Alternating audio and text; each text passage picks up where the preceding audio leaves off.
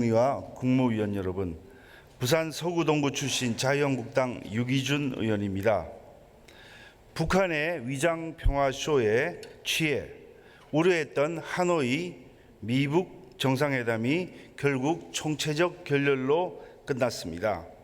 총체적인 외교, 안보의 무능이 드러나고 있는데 이러한 문제점을 하나하나 정부에 질의하겠습니다. 총리 앞으로 나와주시죠.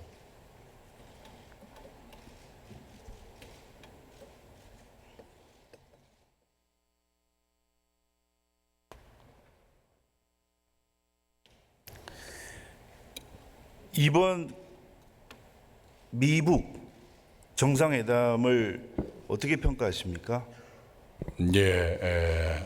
최종 합의에 이르지 못한 것은 아쉽습니다만은 상당한 정도의 논의가 있었고 양측 정상이 그 대화를 생산적이었다, 실질적이었다라고 평가함으로써 향후 협상의 여지를 남긴 것은 긍정적이라고 해석하고 있습니다. 자, 서로 의논을 했음에도 합의 문건도 제출 못하고 회담 자체가 전체적으로는 총체적 결렬로 끝났다는 게 평가의 대부분인데 거기서 성과가 있었다는 말씀인가요, 지금? 네, 두 정상이 모두 생산적인 시간을 가졌다, 실질적인 대화를 했다 이렇게 평가를 하고 있고요. 종전선언이나 연락사무소에 관해서는 상당한 정도까지 논의가 있었던 것이 확인되고 있습니다. 이번에 확인된 것은 비핵화에 대해서 북한과 미국이 생각이 달랐다는 것을 확인한 정도라는 그런 외신의 보도가 있는데 알고 계십니까? 네, 비핵화에 대해서는 서로 개념이 다르죠. 이렇게 설명을 드리겠습니다. 제가 아는 한 성의를 다해서 설명을 드리겠습니다.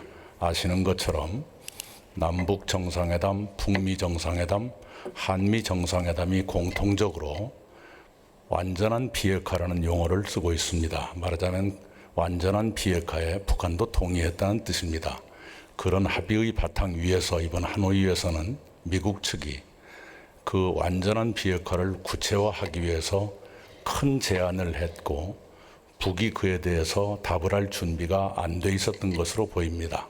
자, 비핵화에 대해서 북한이 말하는 것과 차이가 납니다. 괜찮습니다. 더 이상 답변 안 하셔도 됩니다. 북한이 말하는 것은 조선반도 비핵화, 여기는 자신들의 핵 억제력을 없애는 것이기 전에 그러니까 북한에 대한 미국의 핵 위협을 완전히 제거하는 것이 먼저라고 이렇게 이야기를 하고 있는데 우리가 생각하는 그 비핵화는 북핵 폐기인데 이거 완전히 다른 거 아닙니까? 이거 서로 다른 상태에서 만나니까 그 회담이 될 수가 있겠습니까? 그렇지는 않고요. 이번에 뭐가 아닙니까? 우선은요. 한반도 비핵화란 용어는 1992년 노태우 정부 때 한반도 비핵화 기본선언이라는 합의를 하면서 계속 공문서에는 그렇게 써오고 있습니다. 그러나 그 실질적인 내용이 북한의 비핵화라는 것은 다 미국도 인정하고 우리도 알고 북한도 내부적으로 이해를 하고 있겠죠. 이번 하노이 정상회담에서는 그렇게 아니고요. 총리께서 지금 뭘 잘못 알고 계시고 중간의 과정을 아주 복잡하게 설명하고 그러는데 아닙니다. 지금 결과적으로 그 비핵화의 개념이 달랐기 때문에 그렇게 안 된 겁니다. 그리고 제가 묻는 날에 답변해 주셔야지. 그렇게 하면 그걸 지금 답변 드리려고 하는 겁니다. 되겠습니까 이게? 지금 답변 드리려고 하는 겁니다. 바로 완전한 비핵화라는 합의의 토대 위에서 미국이 큰 제안을 던졌는데 북한이 그에 대한 답을 줄 준비가 안 된 채로 하노이 회담이 열려서 결과가 그렇게 됐는데 이제 미국의 그런 큰 제안에 대해서 북한이 응답을 함으로써 비핵화 의지를 입증할 때가 됐다. 저는 그렇게 총리 보세요. 작년 6월 12일에 어떤 일이 있었습니까? 작년 6월 12일 싱가포르에서 미국과 북한 만났죠. 그렇습니다. 그 이후 몇 개월 만에 만났습니까? 네, 계산해 보면 나오겠죠. 8개월 좀 지나고 만났는데 계속해서 그런 비핵화라든지 그에 대해서 개념이 다른 상태로 만났다는 것은 그동안에 그 북한의 비핵화를 위해서 실질적인 진전이 하나도 없었다는 걸 증명하는 거 아니겠습니까? 자꾸 말을 돌리고 이상한 말을 하니까 아닙니다. 국민들이 지금 이 문재인 정부가 말하는 거 믿지 않는 거 아닙니까? 의원님, 제 의견을 물으셨지 않습니까? 제가 답을 드리고 있습니다.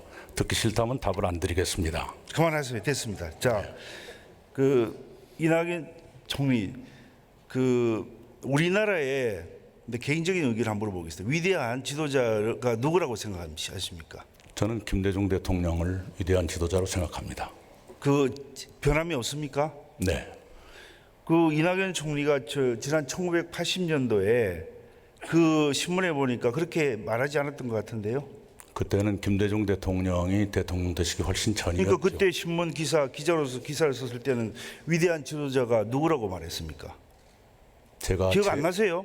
제 의견으로 쓴 적은 없습니다. 기사를 그렇게 쓰셨어요. 아니, 어떤 사람이 그렇게 말하더라는 것을 꼬집에 인용해서 자, 그리고 그 있습니다. 이후에 네. 그 전두환 대통령을 말하는데 전두환 대통령이 레이건 대통령하고 그 영수 정상회담을 하니까 그때 기사를 뭐라고 썼습니까? 그 외교부의 준비가 꽤 잘 그거는 됐다고. 본인이 쓰셨어요. 여기 보면 그러니까요. 놀랐다, 잘됐다 이렇게 하지 않았습니까? 외교부의 준비가 꽤 잘 됐다라고 썼습니다. 아 자꾸 말 돌리지 마세요. 돌리는 게 아니라 제가 그 기억합니다. 놀랐다, 잘됐다고 말은 본인이 그 하신 거 결과는 아니에요? 잘 된 것이죠. 그리고 그렇죠. 준비를 예. 잘한 것이고요. 자 그렇게 위대한 지도자란 말을 위대한 그렇게 지도자라고 제 시간이 의견을 말한 지나면서 적은 바뀌는 사람이 그렇게 말을 그렇게 불변의 진리처럼 그렇게 말하는 건 잘못된 겁니다. 예?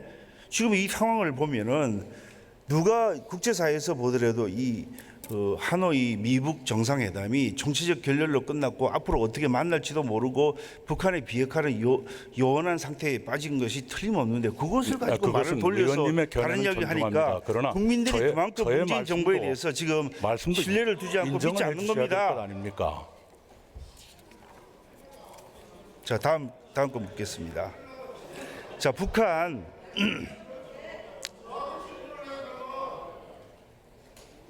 자 조용히 하세요.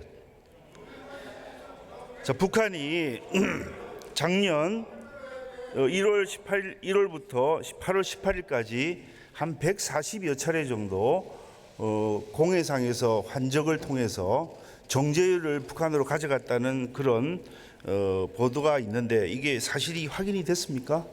네, 제가 보고를 받지 못했습니다만은 전혀 확인되어 있을 모르십니까? 겁니다. 네, 예, 보고를 그렇다고 받지 합니다. 못했습니다. 네. 그래서 제가 지금 좀 제시를 할 게 있는데 그 싱가포르 국적의 그 유리 운반선이 우리 그 울산에서 5차례에 걸쳐서 재작년부터 작년 7월까지 5차례에 걸쳐서 대략 한 50만 톤의 정제유를 싣고 나갔습니다. 1회에 걸쳐서 10만 톤씩.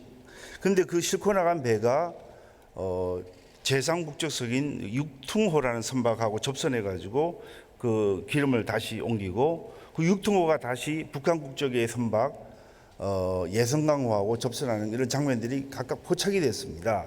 이게 뭐 일시는 그 연속으로 되는 게 아니고 또 예성강호하고 만난 거는 작년 1월이고 그 육퉁호와 오션 익스플로러호가 만난 거는 작년 10월이고 그래서 좀 일시 차이는 납니다만은 좀 추론을 해보면 우리나라에서 만든 정제유를 제상 국적선이 싣고 가서 공해상에서 만나서 선박끼리 접선해서 실어서 북한에 주고 이렇게 할 수 있는 추론을 충분히 할 수 있는 근거가 있는데 이에 대해서 총리가 알고 계십니까? 네, 그래서 확인을 좀 보고를 받아야 되겠고요. 이 문제에 관해서는 작년부터 의원님께서 많은 문제를 제기하셔서 관세청이 법에 따른 처분을 쭉 해온 것으로 알고 있습니다. 그리고 세계에서 이런 문제로 해당되는 선박에 대해서 제재를 가한다든가 그런 나라는 한국밖에 없는 것으로 압니다. 다른 나라도 했습니다. 다른 나라도 있습니까? 잘 모르셔서 그러는데 네. 그 제가 조금 이따 묻겠습니다만은 북한 석탄을 싣고 왔다고 추정되는 그런 선박을 인도네시아에서 억류한 적도 있고 그래서 네, 네. 우리나라만 그렇게 한 게 아닙니다. 아니 작년 기준입니다. 이게 한참 문제가 되었을 때 그때의 자료를 보면 한국이 유일하게 처벌을 했던 것으로 나와 있습니다. 자, 그다음에 지난번에 그 유엔 이번에 그 제재에 대해서 패널 보고서 네. 보셨습니까? 네. 개성공단에 우리나라가 그 갖다 준 그 남북 연락 사무소에 관련돼서 유지를 위해서 갖다 준 그 정제유가 있죠. 네. 대략 얼마쯤 되죠? 어, 340톤쯤 됩니다. 예, 그 전부는 아니고요. 5가지인가 그 중에 하나였던 것으로 기억을 합니다. 그런데 이게 그 당시에 제가 이제 우리 상임위에서 조명근 통일부 장관 또 강경화 외교부 장관에게 우리가 물어봤는데 그때 이게 대북 제재 개성에 갖다 두고 연락사무소에서 쓴다 하더라도 대북 제재에 위반되지 않는다.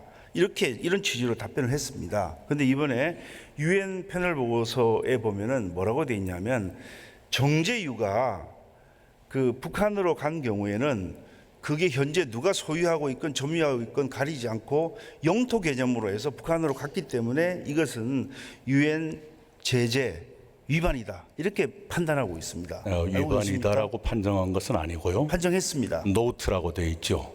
그 부분을 보시면은 여러 가지 봤습니다. 위반 사례 중에 하나로 아니요. 이것을 말하고 있습니다. 네, 전문가 패널 보고서에는 그 어느 것도 한국에 대해서 제재 위반이라고 판정한 것은 없습니다. 자, 의원님 2397호 지금 말씀하신 것에 대해서는 노트 뭐 유의한달까 주목한달까. 그러니까 그렇게 자꾸 억지 해석을 아니, 하고 억지가 아니라 사실이지 않습니까? 총리 잘 들으세요. 그렇게 이상한 해석을 하고 아니, 이상이 아니라 그 맞지 원문을 않는 보시면 소리를 그렇게 돼 하니까 있습니다. 자꾸 우리 정부가 아니, 사실을 제재에 있어서 말씀드리는 엇박죄를 겁니다. 내고 딴 이야기를 한다고 그러는 거 아닙니까? 그 보도가 보세요. 제가 다시 한번 분명히 읽어드릴게요. 말씀드립니다. 보세요. 네. 2397조의 제5를 보면 회원국은 북한으로 모든 정유 제품 이전을 대북 제재 위에 보고해야 된다. 이는 소유가 아닌 영토 기준이다. 그렇기 때문에 영토로 갔으면 보고를 해야 되는데 보고를 안 했기 때문에 위반이라고 한 겁니다. 그것을 노트한다고 되어 있습니다. 노트를 왜 합니까? 그게 결국 위반이라는 걸 적시한 거 거기는 아닙니까? 위반을 판정하는 데가 아니고요. 위반 판정은 한 건도 없었습니다. 노트한다고 되어 억지해서 있고요. 가지 마세요. 우리 그러니까 한국 자꾸 정부의 설명도 이상한 말들을 하고 그러는 거 기록이 아닙니까? 사실을 말씀드리는 겁니다. 자, 그다음에 최근에 또 이런 일이 있었습니다. 아까 제가 말씀드린 대로 북한산 석탄을 싣고 그 인도네시아에 선박이 왔었습니다. 그 배 이름은 와이즈 아네스트라는 그런 선박인데 대략 한 26,000톤에 가격은 300만 달러 정도 되는 그런 그 석탄을 싣고 인도네시아 왔는데 인도네시아 당국에서 그 선박과 석탄을 압류를 했습니다. 근데 이때 어떤 일이 있었냐면 이 석탄을 대상으로 홍콩에 있는 회사가 우리나라에 있는 회사에게 이 석탄을 파는 매매 계약을 체결하고 또 그 우리나라 그 고향에 있는 회사입니다. 이름이 에너맥스라는 회사인데 그 회사에 근무하는 사람이라고 하면서 물품 대금도 지급했고 그랬으니까 이 석탄을 다른 선박에 실어서 포항으로 가져와라 이렇게 이야기까지 했거든요. 근데 이에 대해서 조사를 한 적이 있습니까? 제가 확인해 보겠습니다만은 이건 법대로 처리할 것입니다.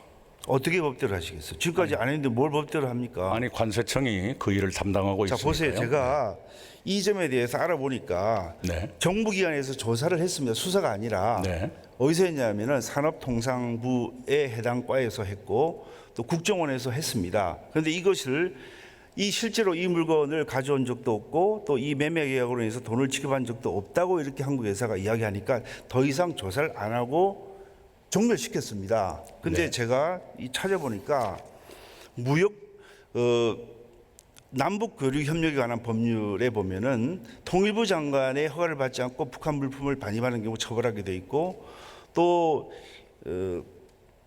관세법에 보면은 물건의 원산지를 속이고 소입한 경우 처벌하도록 돼 있는데 여기는 그 기수만 처벌하는 게 아니고 미수까지 처벌하도록 돼 있어요. 두 개 다 관세법 위반하고 남북 교류 협력에 관한 법률 위반 다 전부 다. 그래서 이게 매매 계약을 체결하고 물건 대금을 지급하고 그 석탄을 실으라 이렇게 정도 했다면 이거는 이미 실행에 착수한 거 아니겠습니까? 네, 그런데 이에 대해서 법대로 하도록 왜 하겠습니다. 그러면 관세청이나 검찰에서 왜 수사를 안 했습니까? 뭐 일부러 안 했으리라고 생각하지 미리 않습니다. 지시를 해서 이거 아니, 필요 없이 네, 수사하지 마라 이렇게 하신 거 아니에요? 거듭말 그럴 리가 있겠습니까? 그럴 리가 없습니까? 네, 법대로 할 겁니다. 이게 발생한 게 언제인지 아세요? 제가 확인해 보겠습니다. 이거 이게 법대로 해야 이 돼요. 사례가 지금 네. 유엔에 그 패널 보고서에 지금 나와 있습니다. 이 사례가 네, 나와 그러면- 있는데도 버젓이 그 국가기관에서 그 수사도 아닌 조사만 해가지고 이 사람들에게 면죄부를 주고 더 이상 문제 없다고 이게 지금 끝냈단 말입니다. 제가 확인해 보겠습니다. 저는 그럴 리 없다고 믿습니다. 수사를 할 겁니까? 물론입니다. 법대로 하겠습니다. 법대로 하시겠습니까? 네네.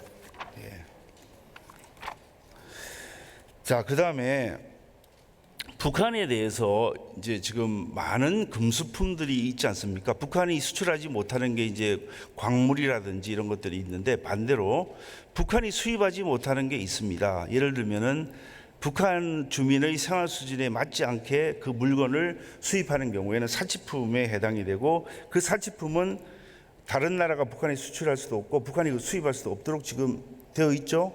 네. 예. 자, 그런데 지금 북한에 보면은 그 벤츠나 롤스로이스 이런 차들이 관용차로서 이용되고 있고 지난번에 문재인 대통령 평양 가서 김정은 하고 같이 탄 게 그 벤츠차 맞죠? 네. 그 왜 그 금수품 사치품인지 알고 탄 거 아니에요? 왜 그걸 탑니까? 이 탄 것이 무슨 제재 지금 대상이겠습니까? 여기 패널 보고서에 보면은 네네. 문재인 대통령 그 버젓이 그 김정은하고 네. 같이 그 그러니까요. 벤츠 차에 타고 있는 게 지금 사진에 나와 있습니다. 이거 빼려고 정부에서 노력했는데 못 아니, 뺐지 않습니까? 탑승 자체가 제재 위반은 아니죠. 제재죠. 이 제재 차는 위반이죠. 유엔에서 조치할 것으로 생각합니다. 유엔에서 왜 조치를 합니까? 그건 아니, 말이 안 유엔 되죠. 제재 위반이라면 우리 정부가 네. 그 금수품 사치품에 해당돼서 북한에서 수입할 수 없는 그런 그 롤스로이스 벤츠 차에 그 관용차로 이용되는 걸 알면서 아마 그 자리에는 경호실장도 탔을 겁니다. 경호실장이 그 차를 타면은 그 차가 몇 년도에 생산된 거고 차량번호는 뭐고 그 배기량은 뭐고 다 이렇게 조사를 했을 텐데 그거 분명히 북한에 생산되지 않고 금수품으로 수입할 수 없다는 거 알면서 그거 왜 그 대통령이 거기 타게 합니까? 의원님 같으면 네? 어떻게 했겠습니까? 이 차의 구매가 제재 위반이라면 유엔이 대응을 해야 옳다고 생각합니다. 유엔이 대응을 한다고요? 유엔 제재 위반이라면 유엔이 대응을 하겠죠. 해당국에서 유엔 제재 결 아니 그러니까 해당국이 누굽니까?